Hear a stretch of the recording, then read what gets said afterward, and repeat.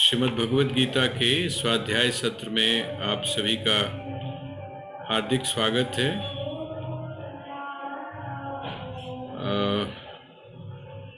जैसा कि मैंने आपसे निवेदन किया, हम लोग 15वें अध्याय की इस समय चर्चा कर रहे हैं और मिशन के साथ में जो भी हमारी बहनें और राम प्रेमी जुड़े हुए हैं, 15वें अध्याय का पाठ तो हम लोग सभी करते हैं और कोई उस पर ज़्यादा श्लोक भी नहीं है।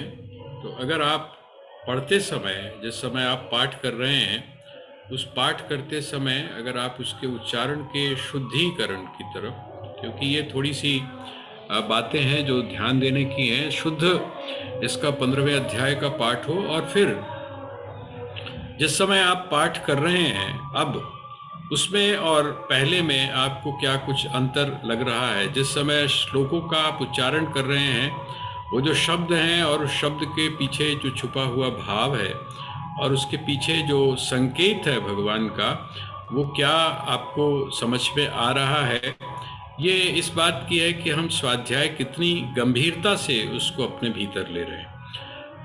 तो जब हम इस पूरे अध्याय को समाप्त कर लेते हैं और उसके बाद में जब हम इसका पाठ करते हैं तो वो जो श्लोक हैं, एक एक श्लोक और उसके जो भाव हैं, वो हमको समझ में आने चाहिए। तभी ये जो 15वां अध्याय है या कोई भी श्रीमद् भगवद गीता का अध्याय हो या जो भी आप स्वाध्याय कर रहे हैं, किसी भी ग्रंथ का स्वाध्याय कर रहे हैं, वो आपके लिए उपयोगी, पूरी तरह से उपयोगी हो सकता है। तो आइए, मैं जो चर्चा कर रहा था, यही कारण है कि जिस समय, जिसको हमारे यहाँ पंजाब में दीवा बोलते हैं, दीवा, अंतिम समय में जिस समय आप अपने शरीर का उत्सर्ग करते हैं तो लोग, परिवार के लोग, जो नेचुरल डेथ होती है, उस नेचुरल डेथ में दीवा किया जाता है और उस दीवा के समय ये प्रार्थना की जाती है कि हे परमात्मा, अब जिस यात्रा को मैं करने जा रहा हूँ, अर्थात ये जीवात्मा करने जा रही है, उस मार्ग के ऊपर अगर करोड़ों सूर्य भी आ जाएं तो वहाँ इतना अंधकार है, इतना अंधकार है कि वहाँ पर कुछ दिखाई नहीं देता। इसी को जो उपनिषद हैं, उन उपनिषदों में इसको धूम मार्ग बोलते हैं। धूम्र मार्ग का अर्थ क्या है कि इतना वहाँ पर कालिमा है। कालिमा किस चीज की है? वो जो मार्ग है, उस मार्ग पर जो कालिमा है, वो किस चीज की है? तो कहते हैं वो है अज्ञान की, वो है अविद्या की। हमारा जो अज्ञान है, हमारी जो अविद्या है, उस अविद्या और उस अज्ञान के कारण क्या होता है कि हमारी वह जो यात्रा है, मृत्यु के उपरांत जो होने वाली जो यात्रा है, वो हमारी बड़ी कष्टदायी होती है, बहुत दुखदायी होती है, क्योंकि तब हमारे पास में शरीर भी नहीं है। हम अपनी बात किसी से कह भी नहीं सकते हैं, है ना। लेकिन हमारा जो सूक्ष्म शरीर है, उस सूक्ष्म शरीर के अंदर ममता, क्रोध, ये जितनी भी चीजें हैं जिनको हम विकार बोलते हैं, ये सूक्ष्म रूप से वहां पर पड़ी हुई हैं। तो इसीलिए वहां पर जो प्रार्थना की जाती है, वो ये प्रार्थना की जाती है कि हे परमात्मा, मैं आपकी शरणागत में हूँ, मैं आपकी शरणागत में हूँ। आप क्या करें? तो आप मुझको ये शक्ति दें, आप मुझको ये शक्ति दें और आप ये जो मेरा मार्ग है, इस मेरे मार्ग को प्रशस्त करें। क्यों? क्योंकि ये बात बड़ी साफ है कि जहाँ पर आप हैं, जहाँ पर आप हैं, वहाँ पर अज्ञान का मतलब ही नहीं है। उसका कारण क्या है कि जितने भी ज्ञान है, जिनको हम भौतिक ज्ञान बोलते हैं, उन भौतिक ज्ञान को जो पीछे से सब सोर्स जो है, उसकी जो एनर्जी है, उसकी जो ऊर्जा है, उसका स्रोत कौन है? तो कहते हैं वो परमात्मा है। अभी कल हम लोग रात को बैठे हुए ऐसे ही सत्संग की चर्चा चल रही थी, तो कहते हैं कि कोई महापुरुष जो है वो अपने शिष्यों के साथ में अभी ये जो भाखड़ा नंगल है, ये अभी बना था, अभी बना था। तो देखने के लिए गए और जब देखने के लिए गए तो वहाँ पर उनका जो भक्त था, जो महापुरुष के साथ में गए हुए थे, उनके भक्त ने बड़ी प्रशंसा की कि देखिए कितनी बुद्धिमत्ता से, कितना अच्छा वो इंजीनियर रहा होगा जिस इंजीनियर ने ये भाखड़ा नंगल डैम जो है वो बनाया है। है ना, कितना पानी इसके अंदर इकट्ठा होगा, किस प्रकार से इसमें से हम इलेक्ट्रिसिटी को पैदा करेंगे, लोगों के लिए कितना उपयोगी होगा। तो वो जो महापुरुष हैं उन्होंने कोई रिएक्शन नहीं किया, कोई प्रतिक्रिया नहीं की उसके इस प्रकार कहने से। तो उसने कहा कि महाराज क्या बात है, आप कोई अपनी प्रतिक्रिया नहीं दे रहे, मैं इतनी देर से ये जो स्थान है इसकी इतनी प्रशंसा कर रहा हूँ, लेकिन आपने एक भी शब्द नहीं कहा है। तो वो मुस्कुरा कर कहते हैं कि अरे बेटा, तू असली बात की तरफ तो ध्यान ही नहीं दे रहा। कहते हैं क्या? कहते हैं कि माना कि वो जो इंजीनियर है, वो जो आर्किटेक्ट है, वो बहुत योग्य है, उसकी बुद्धि जो है वो बहुत एक तरह से क्रिएटिविटी वाली है, और उसने इतना बड़ा जो विशाल डैम बनाया है, लेकिन तूने कभी क्या सोचा है, उसकी तरफ भी तेरा क्या कभी ध्यान गया है कि उसकी जो बुद्धि है, उस बुद्धि का निर्माण जिसने किया होगा, उसके शरीर का जिसने निर्माण किया है ऐसा वह जो परमात्मा है, उस परमात्मा का ऐश्वर्य किस प्रकार का है। ये तो उसका एक छोटा सा नमूना है, ये जो है ये तो उसका एक छोटा सा नमूना है। ऐसे ही पूरे विश्व के अंदर जो बड़ी बड़ी विलक्षण चीजें जो बनाई गई हैं, उनके पीछे जिसकी बुद्धि काम कर रही है, उसका कितना उसका ऐश्वर्य किस प्रकार का है, इसकी तरफ तो किसी ध्यान नहीं जाता। हम लोग उनकी तरफ देखते हैं जो हमारे सामने है, जो अव्यक्त है। जैसे कि हम लोगों ने पहले ही श्लोक में पढ़ा था, ऊर्ध्व मूल, अर्थात वह जो मूल तत्व है, मूल जो चेतना है, उस मूल चेतना की तरफ हमारा ध्यान नहीं जाता। हम कहाँ उलझ जाते हैं? हम शाखाओं में उलझ जाते हैं, हम फूल में उलझ जाते हैं, हम पत्तियों में उलझ जाते हैं, हम तने में उलझ जाते हैं। ये जो बाहर का जो सौंदर्य है, इसकी तरफ हम उलझ जाते हैं, लेकिन वो जो उस सौंदर्य का जो मूल कारण है ना, जो प्रकाश जहाँ से आ रहा है, उस प्रकाश के मूल स्रोत की तरफ हमारा ध्यान नहीं जाता। भगवान यहाँ पर इसी बात को कहते हैं, न तद्भासयते सूर्यो न शशांको न पावकः, है ना। कहते हैं कि वहां पर क्या होता है कि वहां ना तो सूर्य, ना चंद्रमा और ना पावक अर्थात अग्नि, ना, इसका मतलब दिन में किसका होता है? तो कहते हैं दिन में होता है आपका सूर्य का। हाँ जी, प्लीज म्यूट कर लीजिए, म्यूट कर लीजिए। हाँ जी, म्यूट कर लीजिए, कई लोगों का म्यूट नहीं है, आवाज आ रही है, म्यूट कर लीजिए प्लीज। हाँ, तो दिन में जो सूर्य है, उस सूर्य का, रात्रि में चंद्रमा का, लेकिन रात्रि के अंदर जिस समय चंद्रमा का प्रकाश नहीं भी होता है, वहां पर हमको कौन से प्रकाश की आवश्यकता होती है? तो कहते हैं वहां पर हम दीपक के प्रकाश से काम करते हैं, वहां पर हम मशाल के उससे काम करते हैं। और उस मशाल में या उस दीपक में कौन सी चीज जलती है? तो कहते हैं उसमें जलता है पावक अर्थात अग्नि। कहते हैं इसका मतलब वहां पर किसी भी जो प्रकाश का कोई भी जो माध्यम है, चाहे वो सूर्य है, चाहे वो चंद्रमा है, और चाहे वो अग्नि है, वहां पर प्रकाश का कोई भी काम नहीं करता। उसका कारण क्या है कि जितने भी प्रकाश हैं, जैसे वो कहते हैं कि प्रकाशों का प्रकाश कौन है, तो कहते हैं प्रकाशों का भी जो प्रकाशक है वह परमात्मा है, वह विराट पुरुष है, वह ईश्वर है। तो जब वो प्रकाशों का भी प्रकाश है, जगदियां ज्योता वाली माता तेरी सदाई जय, ये जब हम बोलते हैं तो इसका अर्थ क्या हुआ? ये संकेत करता है कि वो सारे प्रकाश बुझ जाते हैं। सूर्य जो है उदय होता है फिर अस्त हो जाता है, चंद्रमा उदय होता है फिर अस्त हो जाता है, वो जो अग्नि है वो जलती है और जलने के बाद में फिर बुझ भी जाती है। लेकिन वो प्रकाश किस प्रकार का है? वो कहते हैं वो प्रकाश ऐसा है जो कभी भी बुझता नहीं, कभी भी बुझता नहीं है। तो इसलिए भगवान कहते हैं कि वो मेरा धाम है, अर्थात वो मेरी स्थिति है।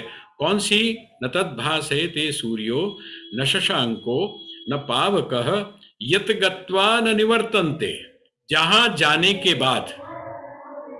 अब ये जहां जाने के बाद आपको ऐसा लगता है जैसे ये स्थान या वो जो परमात्मा का जो धाम है वो ऐसा है जैसे कि आप दिल्ली से बॉम्बे पहुंच जाएं, जहां जाकर, अर्थात जो गति है उस गति के द्वारा जब आप नापते हैं तो आप क्या बोलते हैं, जाकर। जाकर का मतलब आपने इतने किलोमीटर की यात्रा तय की, है ना, ये हुआ, तो कहते हैं जाकर। इसका मतलब जाकर का मतलब क्या है भाई, जाया तो तब जाएगा जब कहीं कोई दूर हो। भाई आप जाएंगे कब, जैसे अब आप अगर दिल्ली से चलें तो दिल्ली से अगर आप बॉम्बे में जाते हैं तो जाकर थोड़ी ना होगा, वहां पर जाकर होगा ना। जिस समय आप दिल्ली से बॉम्बे जाएंगे तो जाकर होगा। अच्छा, जिस कमरे में आप बैठे हुए हैं अगर आप वहां की ही बात कर रहे हो तो वहां पर जाकर नहीं होगा, बल्कि वहां पर क्या होगा, यत गत्वा न निवर्तन्ते, अर्थात उस स्थिति को प्राप्त करके। तो गत्वा शब्द का अर्थ यहां पर गति नहीं है ना, जिसको आप सदगति बोलते हैं ना, वो सदगति में भी जाना है लेकिन जाने के बाद में फिर आना भी है। जिसको आप सदगति बोलते हैं ना, वो सदगति में जाना भी है और आना भी है। जिसको आप दुर्गति में कहते हैं, वो दुर्गति में जाना भी है और वापस आना भी है। लेकिन जिस गति की बात यहाँ पर की जा रही है, अर्थात यत गत्वा न निवर्तन्ते, जहां जाने के बाद में फिर कोई भी व्यक्ति वापस नहीं आता, ये क्या है, ये गति अर्थात कोई दूर वाली चीज नहीं है बल्कि ये अनुभव वाली चीज है। इसका मतलब इस स्थिति में पहुंचने के बाद में यद गत्वा न निवर्तन्ते, फिर व्यक्ति वापिस नहीं आता है। तद्धाम परमम मम, वो मेरा क्या है, परम धाम है, परम धाम है वो। तो ये भगवान ने यहाँ पर जो श्लोक नंबर 6 है इसमें उन्होंने कहा। अब एक थोड़ी सी बात अगले श्लोक में अर्थात 7वें श्लोक में प्रवेश करने से पहले थोड़ी सी बात आप समझ लीजिए। यहाँ पर है जैसे ईश्वर अंश, जीव अविनाशी, है ना। कहते हैं कि हम कौन हैं, तो कहते हैं ईश्वर के हम अंश हैं। इसको बोलते हैं हमारे दर्शन में, फिलोसफी में एक शब्द प्रयोग किया जाता है, अंशांशी भाव। अंशांशी भाव का अर्थ क्या है, एक अंशी है और दूसरा अंश है। अंशांशी भाव का अर्थ क्या है, एक अंश है और दूसरा अंशी है, ठीक है। अब यहाँ पर ये अंश कहाँ से, इसका मतलब तो क्या हुआ, अगर हम परमात्मा के अंश हैं तो किस प्रकार के हम अंश हैं, उनका कैसा हिस्सा है, उनका जो हिस्सा है वो हम किस प्रकार का है। क्या हम उनका हिस्सा इस प्रकार से हैं जैसे कि अगर 1 किलो अर्थात 100 ग्राम अगर कोई चीज है तो उस 100 ग्राम का जो अंश है, अंश कितना हुआ। जैसे आप लोग क्या बोलते हैं कि व्यक्ति को क्या चाहिए कि अपनी कमाई का क्या करे, अपनी जो कमाई है उसका दशमांश जो है वो अच्छे कामों में लगाए। आपका जो दशमांश है वो किस में लगाए, अच्छे कामों में लगाए। हम थोड़ा सा इसको समझने की कोशिश कर रहे हैं। इसका मतलब क्या हुआ कि एक व्यक्ति अगर एक महीने के अंदर अगर 10,000 रुपए कमाता है, हम समझने की बात कर रहे हैं, तो 10,000 अगर आपने कमाया तो उसका दशमांश कितना हुआ जी? उसका अब आप 10, हाँ जी, उसका दशमांश कितना हुआ? मेरा मैथमेटिक थोड़ा कमजोर है इसलिए मैं पूछ रहा हूँ आपसे। 100 रुपए है 100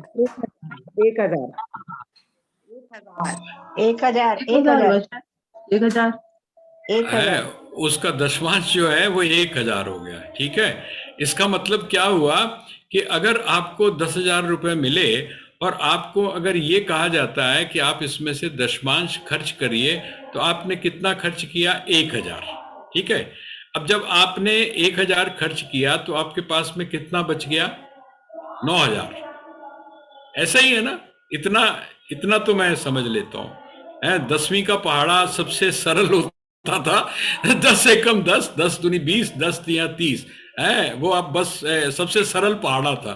तो हम बोलते थे कहाँ तक पहाड़े याद हो गए कि 10वीं तक याद हो गए जी।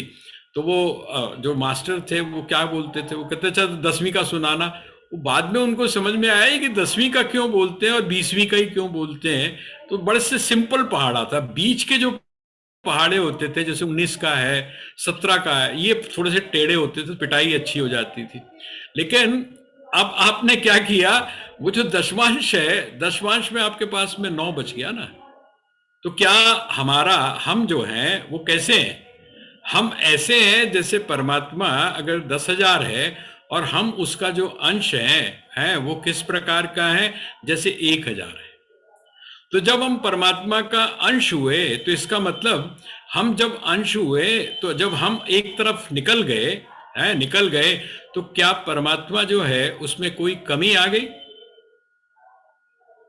अगर उसमें कोई कमी नहीं आई, शब्द है, इस शब्द को इस संदर्भ में अर्थात अध्यात्म के संबंध में हमको देखना पड़ेगा। अंशांशी भाव का अर्थ क्या हो गया? जिस समय ये कहा जाता है, भगवान कहते हैं ममई वांशो जीवलोके जीवभूत सनातन, है ना, कि मेरा जो अंश है ना, वो अंश क्या है? तो कहते हैं,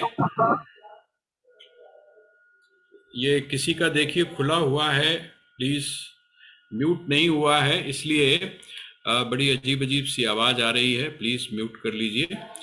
अब 7वां जो श्लोक है, ममई वांशो, मेरा जो अंश है, मेरा अंश जीवलोके, जीवलोक में, अर्थात ये जो जीवलोक है जहां पर जीव के रूप में हमारी उत्पत्ति होती है, जीवलोके जीवभूत सनातन, जीवभूत। तो जीव का और वह जो परमात्मा है उसका संबंध क्या हो गया? अंशांशी का संबंध हो गया। वो कहते किस प्रकार का अंशांशी का संबंध हुआ, किस प्रकार से हुआ? तो कहते जिस तरह से वो जो आकाश है, आकाश जो है, ध्यान, मैं थोड़ा सा कुछ टेक्निकल यहाँ पर शब्दावली है तो आप उसके हिसाब से थोड़ा, आकाश जो है वो आकाश का जो घड़े का आकाश है, एक आकाश तो वो है जो अनंत है, एक आकाश वो है जो अनंत है। लेकिन वह जो अनंत आकाश है उसमें से आप एक छोटा सा आकाश ले लीजिए जो घड़े के अंदर है, उसको हम क्या बोलते हैं? उसको हम बोलते हैं घटाकाश। अब ये क्या हुआ? कहते हैं वो जो आकाश था उस आकाश का एक अंश क्या हो गया? घड़े का जो आकाश है वो उसका एक अंश हो गया। लेकिन इन दोनों के अंदर अंतर क्या है? जो मैंने आपको पहले उदाहरण दिया, कौन सा? 10,000 का जो दशमांश है उसमें, और यहाँ पर जो दशमांश शब्द का प्रयोग किया गया उसमें दोनों में क्या अंतर है? वो कहते हैं इसमें अंतर ये है कि पहले वाले में 10,000 में से जब आपने दशमांश दिया तो 9,000 बच गया। लेकिन ये जो आकाश है, ये जो आकाश है, इस आकाश में यदि हम बोलते हैं कि मकान के अंदर रहने वाला आकाश, मकान के अंदर रहने वाला आकाश जिसको मठाकाश बोलते हैं, या हम बोलते हैं घटाकाश, अर्थात घड़े में जो रहने वाला आकाश है, कहते हैं ये घटाकाश और ये जो मठाकाश है, इनसे जो महाकाश है उस महाआकाश के अंदर किसी भी प्रकार का कोई अंतर नहीं पड़ता है। हम शब्द का प्रयोग तो कर रहे हैं, घटाकाश भी कर रहे हैं, मठाकाश भी प्रयोग कर रहे हैं, अर्थात हम आकाश को उसकी उपाधि के कारण, उसके आवरण के कारण, उसके बाहरी ढांचे के कारण, जिस ढांचे के बीच से हम उसको देखते हैं उसके कारण हम क्या कह रहे हैं? हम उसको अलग अलग नाम से, अलग अलग अंशों के रूप में बोल रहे हैं। लेकिन वो जो अंश है, उस अंश से वह जो अंशी है, अर्थात वह जो परमात्मा है, उस परमात्मा के ऊपर किसी भी प्रकार से कोई प्रभाव नहीं पड़ता है। तो यहां पर हम ऐसा ना समझें, इस बात को मैंने इसलिए आपके सामने, क्योंकि ये इस तरह की चीजें हैं, इसको बोलते हैं, बहुत सारे वाद हैं, बिंब प्रतिबिंबवाद है, परिणामवाद है, ठीक है ये, और हमारे जो वेदांत में उसको कहा जाता है, इसको विवर्तवाद बोलते हैं, बहुत सारे वाद हैं। तो वो कहीं कोई भी जो लॉजिक है वो आपको कहीं उलझा ना दे, इसलिए इन सब चीज़ों को भी हमें साफ करते हुए चलना है। ममैवांशो जीवलोके जीवभूत सनातन। सनातन का अर्थ क्या है? हम लोग और आप लोग सनातन धर्म बोलते हैं ना, सनातन का अर्थ क्या है? अनादि है। अनादि। सनातन का अर्थ होता है अनादि, जिसका कुछ पता नहीं है। जब से सृष्टि हुई तब से जब कोई चीज चली आती है तो उसको हम बोलते हैं सनातन। सनातन धर्म का अर्थ अब इसी संदर्भ में आप लगा लीजिए, सनातन धर्म का अर्थ क्या हुआ? जो अनादिकाल से चला आ रहा है। अनादिकाल से कौन सी चीज चली आ रही है? एक तो परमात्मा और दूसरा प्रकृति, अर्थात प्रकृति के अंदर जो कुछ भी हो रहा है, जिसको स्वामी रामतीर्थ स्पिरिचुअल लॉज बोलते हैं, वो सारा का सारा क्या चीज है? वो कहते हैं सनातन है। इसी तरह एक परिभाषा सनातन की और भी की गई। एक तो वो हो गया जो अनादि है, जैसे वेद जो है, वेद को हम क्या बोलते हैं? वेद को हम सनातन मानते हैं, वेद को हम अनादि मानते हैं। वेद को हम कहते हैं जब इस जगत की उत्पत्ति हुई उसी के साथ में ये जो वेद हैं, ये वेद आए, है ना, ऐसा हमारी मान्यता है। वो कहते हैं एक चीज और है, कहते हैं जो आपको सनातन बना दे, आपको इस बात का एहसास करवाए कि आप सनातन हैं, अर्थात आप न कभी पैदा हुए हैं, आप भी क्या हैं? आपका भी कोई आदि नहीं है, आप भी अनादि हैं, और आप भी कौन हैं? अनंत हैं। आप भी अनादि हैं और अनंत हैं। इसका मतलब अनादि और अनंत आप कब होंगे? जब आप ये कहेंगे कि मैं यह प्रकृति नहीं हूं, बल्कि मैं क्या हूं? मैं वह परमात्मा हूं जो अनादि और अनंत है। ये प्रकृति जो है अनादि तो है, लेकिन अनंत नहीं है। अनंत क्यों नहीं है?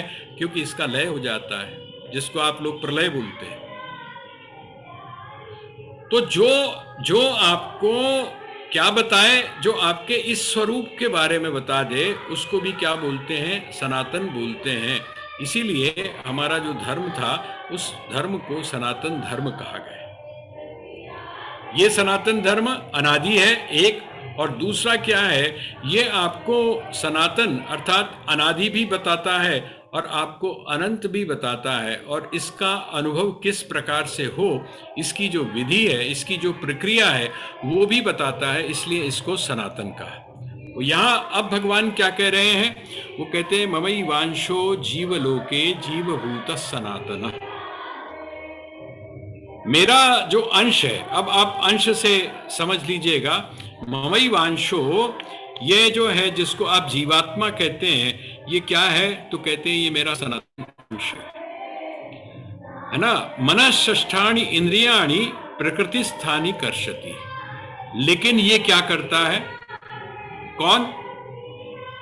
कहते जो जीवात्मा है, वह जो जीवात्मा है, वो जीवात्मा क्या करता है? वो कहते हैं मनःषष्ठानि इंद्रियाणि प्रकृति स्थानी कर्षति। वो कहते हैं जो प्रकृति में जो स्थित है, प्रकृति में जो स्थित है, वो प्रकृति में स्थित कौन? जिसके ऊपर प्रकृति के नियम लागू होते हो, जिस पर प्रकृति के नियम लागू होते हो। जैसे आप जब जाते हैं जेल में, तो आपके ऊपर जो जेल के नियम हैं, जब आप कैदी बन के जाते हैं तो आपके ऊपर कुछ और तरह से नियम लागू होते हैं, और जो जेलर होता है उसके ऊपर कुछ और तरह के नियम लागू होते हैं।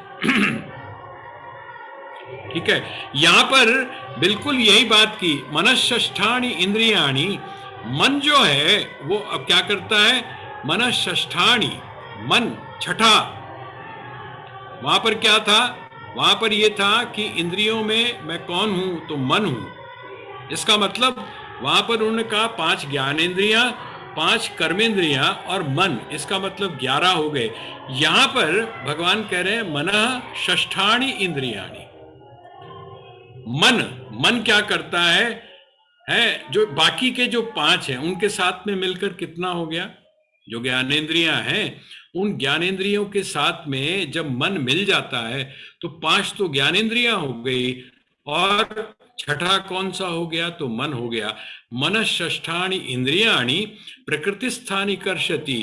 कहते हैं वो क्या करता है? मन जो है उस प्रकृति के अंदर जो स्थित है मन, वो क्या करता है? उनको अपनी तरफ आकर्षित करता है। ममैवांशो जीवलोके जीवभूतः सनातनः मनः षष्ठाणि इंद्रियाणि प्रकृतिस्थानी कर्षति, अर्थात उनको खींचता है। खींचने का मतलब क्या हुआ? वो जो मन है ना, वो एक तरह से उनका स्वामी बन जाता है। किसका? वो जो प्रकृति में स्थित होकर वह जो आत्मा है, जो जीवात्मा है, उस जीवात्मा को वो अपनी तरफ खींचता है। और जब खींचता है तो क्या होता है? मन के वश में होने के कारण वह जो जीवात्मा है वो किसके वश में हो जाता है? कहते हैं मन के वश में हो जाता है। प्रकृति स्थानी कर्षति शरीरम यदवाप्नोति यच्चाप्युत्क्रामतीश्वरः गृहीत्वैतानि संयाति वायुर्गंधानि वाशयात्। अब वो कहते हैं शरीरम यद वापनोति। शरीरम का अर्थ क्या है? अब वो देखिए, ये लास्ट वाला आप आइए, गृहीत्वैतानि संयाति वायुर्गंधानि वाशयात्। वो कहते फिर क्या करता है? कहते इनको पकड़ के क्या करता है? संयाति, चला जाता है। कहां? कहते हैं किस तरह से? तो कहते हैं वायुर्गंधानि वाशयात्। कहते हैं जिस तरह से जो गंध है, गंध क्या करती है?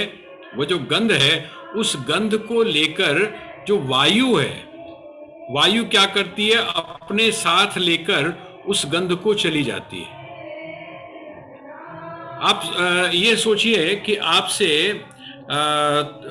थोड़ी दूर के ऊपर अगर कचरा पड़ा हुआ है, आपके घर में तो नहीं है, आपके घर में नहीं है, आपके मोहल्ले में नहीं है, आपसे कोई 500-700 मीटर दूर है, लेकिन आपको जो उसकी गंध मालूम होती है वो क्यों मालूम होती है? क्योंकि आपके यहां तो है नहीं। तो कहते हैं होता क्या है कि वो जो वायु है, जैसे आप बोलते हैं ना कि इधर की जब हवा चलती है तो बड़ी बदबू आती है। हम लोग जहाँ रह रहे हैं गुड़ मंडी में, वो गुड़ मंडी में जो गंदा नाला है उसमें जब कभी गलत हवा चलती है, मतलब हमारी तरफ की जब हवा चलती है, तो उसके जो आसपास रहने वाले जो लोग हैं उनको बड़ी परेशानी होती है। क्यों? वायुर्गंधानि वाशयात्। वो जो गंध है उस गंध को लेकर वो जो वायु है वो क्या करती है? उधर की तरफ चलती है। इधर की तरफ जिधर वायु अपने साथ लेकर चलती है तो वो गंध किसके साथ चलती है? कहते हैं वो गंध उस वायु के साथ लेकर चलती है। या हम ऐसा कह सकते हैं कि वो जो वायु है वो उस गंध को लेकर अपने साथ चलती। अब यहाँ पर कौन सी चीज है? यहाँ पर कौन सी चीज है? कहते हैं यहाँ पर वो कहते हैं खींचता है। किसको खींचता है?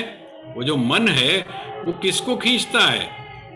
वो कहते हैं मनः षष्ठाणि इंद्रियाणि प्रकृति स्थानी कर्षति। मन जो है वो खींचता है, प्रकृतिस्थ जो हमारी ज्ञानेंद्रियां हैं उनको वो खींचता है। प्रकृति स्थानी कर्षति शरीरम यदवाप्नोति यच्चाप्युत्क्रामतीश्वरः। कहते हैं शरीरम यदवाप्नोति यच्च अपि उत्क्रमति ईश्वरः। कहते हैं ये जो शरीर है, इस शरीर का जो स्वामी बना हुआ है, इस शरीर का स्वामी कौन है? ये जो शरीर है, इस शरीर का स्वामी कौन है? थोड़ा सा हम समष्टि जगत के हिसाब से सोचें ये जो समष्टि जगत है, इस समष्टि जगत का अर्थात ये जो संसार जिसको आप बोलते हैं या जिसको आप जगत बोलते हैं, तो जगतपति आप किसको बोलते हैं? जगत का जो स्वामी है वो कौन है? ईश्वर है ना? जगत का जो स्वामी है वो ईश्वर है। जगतपति जो है वो ईश्वर है। और हम ये भी कह सकते हैं कि जगतपति कौन है, तो कहते हैं वो परमात्मा है। ऐसा भी हम कह सकते हैं कि वह जगतपति क्या है? वह परमात्मा है। कहते हैं वो जगतपति तो परमात्मा हो गया, और ये जो शरीर है, इस शरीर का जो पति अर्थात इस शरीर का जो स्वामी बना हुआ है वो कौन है? मन।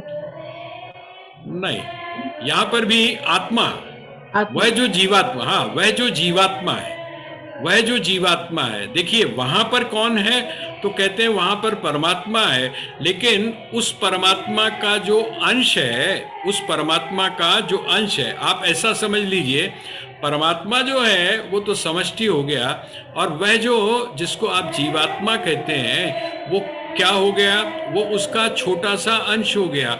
वो किसका स्वामी बना हुआ है? तो कहते हैं वो इस शरीर का स्वामी बना हुआ है। ठीक है, वह इस शरीर का स्वामी बना हुआ वो कौन? जीवात्मा। कहते हैं वो क्या करता है? जिस समय आपके शरीर का पात होता है, जिस समय आपका शरीर गिरता है, तो वह जीवात्मा क्या करता है? वो कहता है वो जिस तरह से वो जो गंध है ना, वह जो गंध है, वो गंध वायु के द्वारा लेकर जाई जाती है। कहते इसी प्रकार ये जो मन है, ये जो मन है, वो मन क्या करता है? इंद्रियों के सहित, मन इंद्रियों के सहित, आप इसको थोड़ा सा और तरह से भी देख लीजिए, जिसको आप सूक्ष्म शरीर बोलते हैं। आपने अगर नोट किया होगा तो मैंने आपको बताया था सूक्ष्म शरीर में क्या होता है? 5 ज्ञानेंद्रियां, आप चाहें तो अभी नोट कर सकते हैं। 5 ज्ञानेंद्रियां, 5 कर्मेंद्रियां, कितने हो गए ये? 10। ठीक है ना? 5 ज्ञानेंद्रियां, 5 कर्मेंद्रियां, 5 प्राण, प्राण, अपान, व्यान, उदान और समान। ज्ञानेंद्रियों के आगे आप ज्ञानेंद्रियों का नाम लिख लीजिएगा, कर्मेंद्रियों के आगे आप कर्मेंद्रियों का नाम लिख लीजिएगा। तो ये कितने हो गए जी? 5 ज्ञानेंद्रियां, 5 कर्मेंद्रियां और 5 प्राण, कितने हो गए? 15। मन, बुद्धि, चित्त और अहंकार, ये कितने हो गए? 4। वो कहते 5 और 4 19। ये जो 19 तत्व हैं, 19 जो चीजें हैं, इन 19 चीजों से क्या बना है? कहते हैं इनसे सूक्ष्म शरीर बना है। इनसे क्या बना है? सूक्ष्म शरीर बना है। वो कहते हैं कि ये जो सूक्ष्म शरीर है, ये सूक्ष्म शरीर खिंचकर किसकी तरह चला जाता है? आपको दिखाई नहीं देता। वह जो गंध है वो आपको दिखाई नहीं देती है, लेकिन गंध को आप क्या करते हैं? आप उसका अनुभव कर पाते हैं। कहते हैं इसी प्रकार से यह जो शरीर है, कौन सा? सूक्ष्म शरीर है, अर्थात आपका जो जीवात्मा है, ये जीवात्मा क्या करता है? कहते हैं दूसरे शरीर में प्रवेश कर जाता है। आपका ये जो शरीर है, इस शरीर का जो स्वामी है, इस शरीर का जो स्वामी बना हुआ है, जिसको आप जीवात्मा कहते हैं, ये जीवात्मा यहां से उत्क्रमण करके अर्थात यहां से जाकर दूसरे शरीर में प्रवेश कर जाता है। ये एक प्रक्रिया बता रहे हैं भगवान। क्या कर रहे हैं? ये जो अब यहां जीवात्मा का क्योंकि वर्णन किया जा रहा है, ममैवांशो जीवलोके जीवभूत सनातना। कहते हैं वो जो जीव है, जिसको हम जीवात्मा कहते हैं, जीवभूत सनातन मनः षष्ठानि इंद्रियाणि क्षय प्रकृतिस्थानि कर्षति शरीरम यद वाप्नोति यच्चापि उत्क्रामति ईश्वरः गृहीत्वैतानि संयाति वायुर्गंधा निवाशयात्। अब देखिए आगे जाकर उन्होंने इसका जो है वो और खुलासा किया। जैसे मैंने आपको बताया था, एक प्रक्रिया वेदांत की प्रक्रिया है, वो सूक्ष्म शरीर की का जो एक परिभाषा है, सूक्ष्म शरीर में क्या क्या चीज होती है, ये जो आपको जो 19 तत्व लिखाए हैं, ये 19 तत्व क्या हैं? 19 तत्व आप यहीं से सोच लीजिए। आप कर्मेंद्रियां किनको बोलते हैं? आप तो हाथ आदि को कर्मेंद्रियां बोलती हैं। कौन से हाथ? ये सब जो हाथ है, वो कहते हैं इसी तरीके से आप जो ज्ञानेंद्रियां हैं वो किनको बोलते हैं? जिनसे आपको ज्ञान मिलता है। लेकिन ये तो बाहरी है। ये भी जो है, ये ज्ञानेंद्रियां एक बड़ा अच्छा, यहाँ मैं आपको एक एग्जाम्पल दे देता हूँ। वो स्वामी राम की एक बड़ी छोटी सी कहानियां हैं, छोटी छोटी स्टोरीज हैं।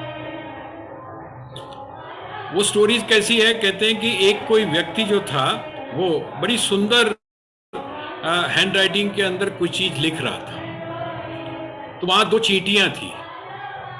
दो जो चींटियां थी, वो दोनों चींटियां आपस में बात करती हैं। कहती हैं कि ये जो है, ये देखो कितनी सुंदर हैंड राइटिंग है इसकी, है ना? तो कहते हैं ये, अरे ये इसकी हैंड राइटिंग जो है, इसमें कमाल किसका है? कहते हैं वो जो इसने पेन पकड़ा हुआ है ना, पेन जो है, वो पेन जो है उसका कमाल है। उसने कहा नहीं नहीं, पेन का कमाल नहीं है, बल्कि पेन को जिसने पकड़ा हुआ है, पेंसिल को जिसने पकड़ा हुआ है, उस हाथ का कमाल है, उस हाथ का कमाल है। तो इतने में उनकी माँ आ गई। वो दोनों बहस रही हैं, दोनों जो हैं वो बहस कर रही हैं। इतने में उनकी माँ आ गई।